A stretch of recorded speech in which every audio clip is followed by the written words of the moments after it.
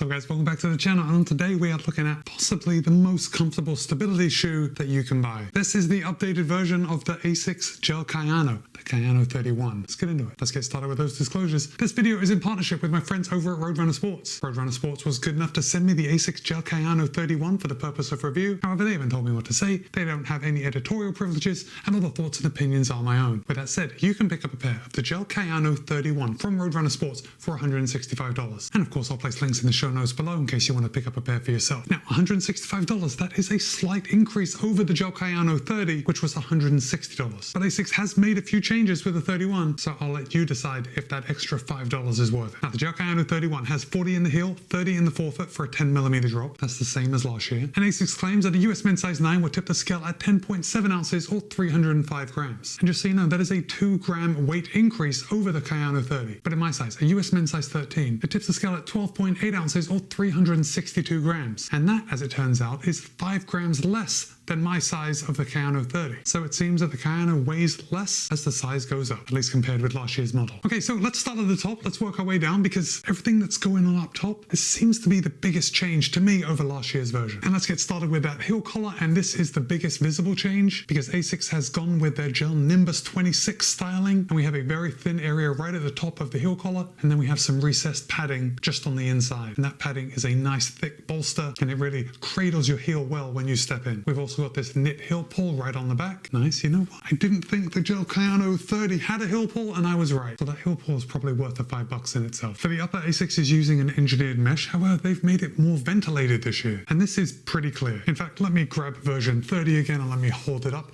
I think it's most clear right on the toe box, although my colorway is kind of blown out on the camera, but I'll just describe it for you. There is a lot of ventilation holes in the GEL-KAYANO 31 and very small ventilation holes in the GEL-KAYANO 30. So the 31 is definitely going to be more ventilated than the 30. Let's put that away. Now, I should say that I live in Florida, and right now it's the summertime in Florida. So even though that the upper of the GEL-KAYANO 31 is more ventilated, it's still fairly warm in super warm temperatures. Like when I've been going out and I've been running in this shoe, it doesn't feel like my feet are getting a lot of air, but they certainly feel very protected. So I suppose that's a trade-off. The heel counter is super rigid, just as we would expect. This is a daily trainer, and again, just as we would expect, we get a good heel lockdown. At least that's what it feels like when you first put your foot in. I did have some observations on the run, but we'll talk about that in the ride section. As far as overlays, ASICS really hasn't gone overboard on the overlays. We got the branding on both the medial and the lateral sides. Looks like just some decals with some reflective elements here on the back. Nice underlay coming around the toe box just to keep that upper off your foot. And then we got that standard reinforcement right along the eyelet chain just to give you a little reinforcement. We do have the extra heel lock lace holes in case you needed it. I didn't have to use this lace hole in my testing though. And the tongue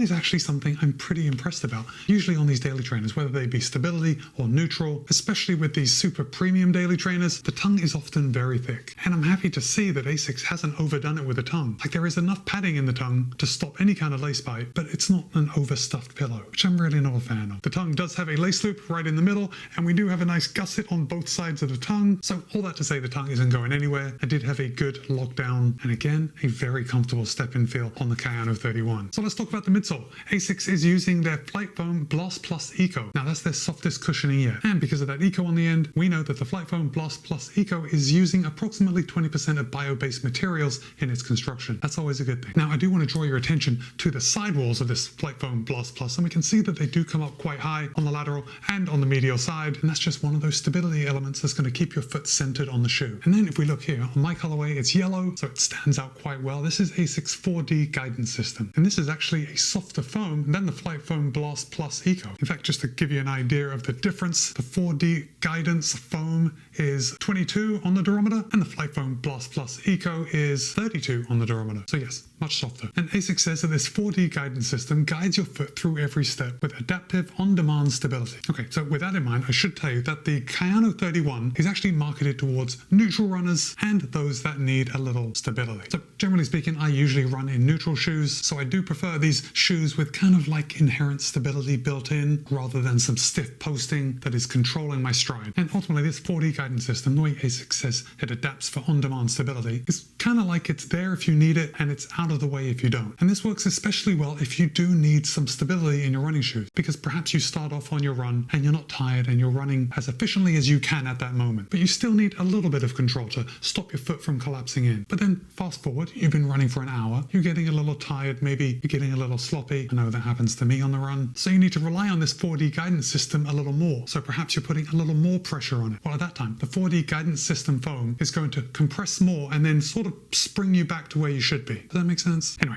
that's the idea behind it. And it seems to work pretty well. I mean, that's coming from a neutral runner. But I did feel that the Kayano 31 was controlling me a little more than I felt in the Kayano 30. And I can't say if they've changed anything with the 4D guidance system. It's probably just a combination of all the changes. But even so, it was very comfortable to run it. Now, let's just look at the outsole for a second. And first of all, I want to show you this footprint. Again, this is part of the stability that goes in. This is a very wide base. And that in and of itself is going to lead to a much more stable ride. And then if we look from the top, you can see there is quite a bit of sole flare that kind of sticks out of the side. And that's great from a stability standpoint. But it does lead to a somewhat clunky ride. I shouldn't say clunky because it doesn't feel unnatural. It just feels like the shoe is quite big. And I think that is because of that wide base. And then we've got this hybrid ASICS grip on the bottom, which I found to be very grippy. I ran in both dry and wet and didn't have any issues in the wet. And we've got this slightly firmer A-Hard Plus rubber on the heel, which is just going to stand up to a little more punishment, as that's where a lot of us are going to be landing first. So it's going to take the brunt of the impact. And then I want to hold up the shoe,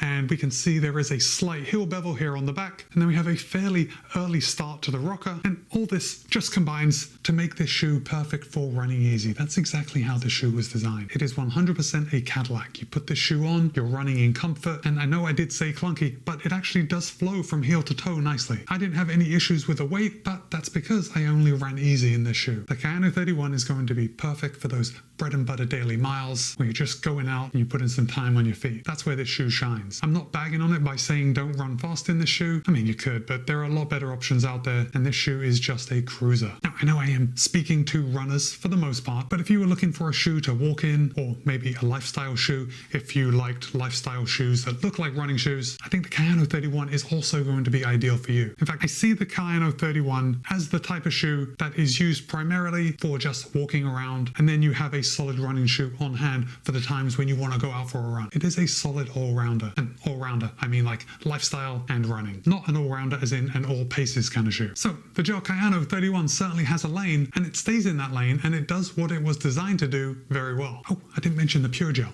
There is a little nugget of Pure Gel right in the heel. It's just going to add to enhance shock absorption. I mean, that's what ASICS says. Seems like it would be true. Oh, and there was one more thing that I wanted to tell you about the heel lockdown. Because look, if I'm going to hold this up again, there's a lot of padding around here. However, I did find when I was on the run, my foot felt a little loose in the back. But that's not to say I was sliding around. I certainly wasn't. Again, I didn't have to use this lace lock method to lock my heel in, but I think I was expecting a certain kind of grippiness from the heel, and I didn't get it with my foot. Now, it could be that I have narrow heels. I think I do. But even though it felt a little loose in the back, it wasn't enough for me to do anything about it. So I don't even know why I'm mentioning it, but I want you to know. I think that heel lock issue would be immediately resolved by using the lace lock holes. But again, I wasn't actually sliding. I just didn't feel as secure in my heel as I thought I would, as I remember feeling in the Kayano 30. But that on its own is absolutely no reason to not buy the Kayano 31. It's a solid shoe for those easy runs, recovery miles. And then when you come back from the run, you can wear it, run out, do things about town. So I want to hear from you. Do you use stability trainers? If not, have you ever tried them? And would you consider the Kayano 31? Just to repeat myself again, it is not just for stability runners. It works well for neutral runners. It's a good max cushion, very premium daily trainer. So drop a comment and let me know.